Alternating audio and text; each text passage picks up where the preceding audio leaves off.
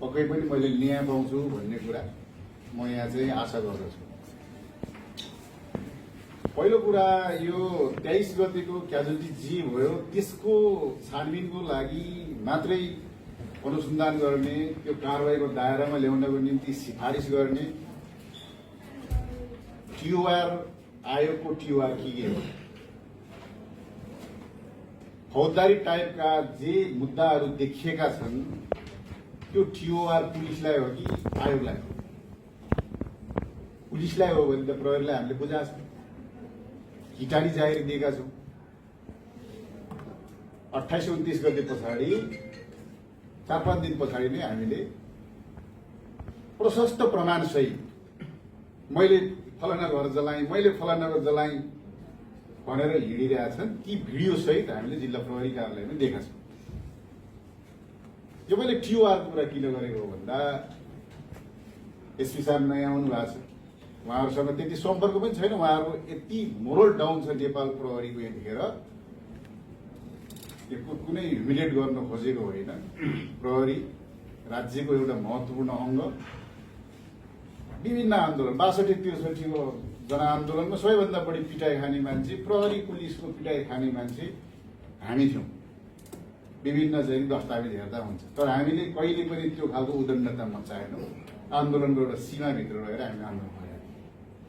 र आज जुन खालको विध्वंस मचाएको छ ती अपराधीहरूलाई कारबाही गर्न प्रहरीले उजुरी दर्ता गर्नुहुन्न। मै माग्ने ढुङ्ग्रो लुगाउने कुरै नगरौँ न हजुर। तपाईहरूको प्रेस नोट आयो, सुरुमा गोलमटोल टाइपको आयो, फेरि तुरुन्तै आयो फौजदारी टाइपको लागि कारबाही गर्ने भन्ने टाइपको पनि आयो। स्वागत योग्य कुरा हो। र आज जिल्ला प्रहरी कार्यालयहरू किन चाहिँ गरिराख्नु भएको छैन? मैले यहाँको एसपी साहबसँग कुरो गरेको होइन, तर मेरो पनि 10-15 जना एसपी साहबहरू छ साथी देशभरि।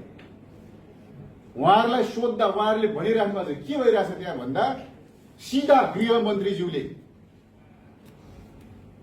मौखिक रूपमा मुद्दा दर्ता नगर भनेर दबाब दिइराख्नु भएको छ प्रहरीहरूलाई।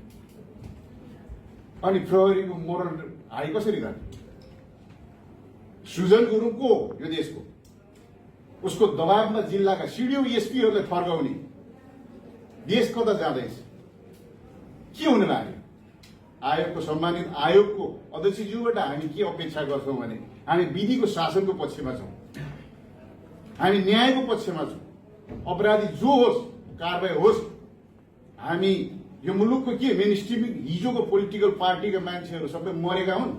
हामी कानुनको राज्यको कानुनी राज्यको पक्षमा छौँ, न्यायको पक्षमा छौँ, विधिको शासनको पक्षमा छौँ र विधिपूर्वक कानुन सम्बद्ध ढङ्गले कारबाही हुन्छ भनेर हामीले प्रहरीलाई दबाब दिएनौँ। 20 मिनटमा 500 जना मान्छे जम्मा गरेर हामी पनि हाम्रा घर जलाउने मान्छेलाई भोलि 5 मिनटमा घर जलाउन सक्छौँ। जलाउँ। हामी त्यो प्रतिशोधको राजनीति हामी गर्न चाहन्नौँ। त्यो हुलुज्जतमा हामी विश्वास गर्दैनौँ, हामी लोकतन्त्रमा विश्वास गर्छौँ।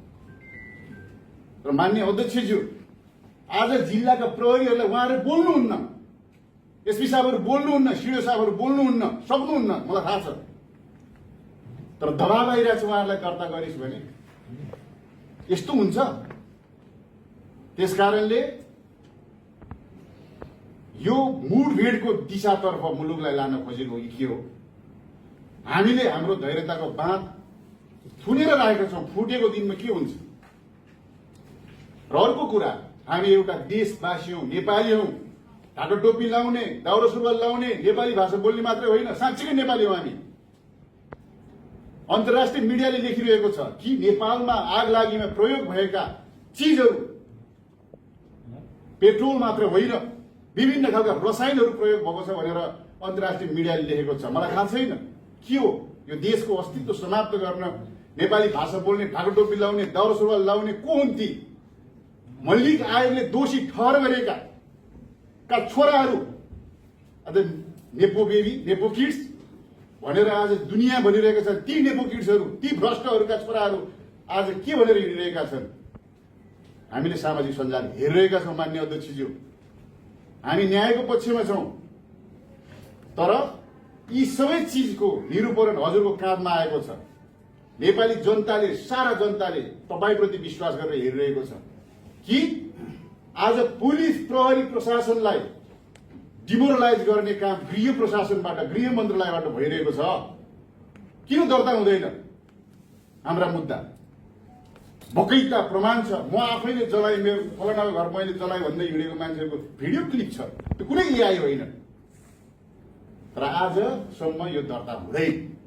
अझै हामी धैर्यता गरिरहेका छौँ न्याय पाउला भनेर। कि हामी भ्रष्ट हो भन्ने कुरा प्रमाणित हुनु पर्यो। होइन भने डेमोक्रेसीको लागि लडेको हामी, तर आज एकातिर भ्रष्ट नेता भनेर करार गरेर घरमा आग लागिरहेको छ। यता न्याय पाउँदैन, बोल्न नपाउने। यो देश 2-4 जनाको मात्रै हो। त्यसकारणले यो कुरालाई तुरुन्त गृह प्रशासनको जुन खालको अराजकता, जुन खालको दादागिरी, जुन खालको चाहिँ नि एउटा लठेतहरूको भरमा चलिरहेको छ, यो खेदजनक छ। यसले देशलाई ठिक ठाउँमा पुर्याउँदैन। जेएनजी त हामी पनि जेएनजीका नाममा त्यति मात्र होइन, गम्भीर कुरा। मेरो घरमा आगो लगाउन आउँदै गर्दा छिमेकीहरूले रोक्दै गर्दा रोक्ने युवाहरूले के भनिरहेका, आगो लगाउनेहरूले के भन्दै थिए भन्दा यदि यो घरमा आगो लगाइएन भने हामीलाई त हाम्रो दायरले मार्छ भनेर। को हो त्यो दायर? को हो त्यो दायर?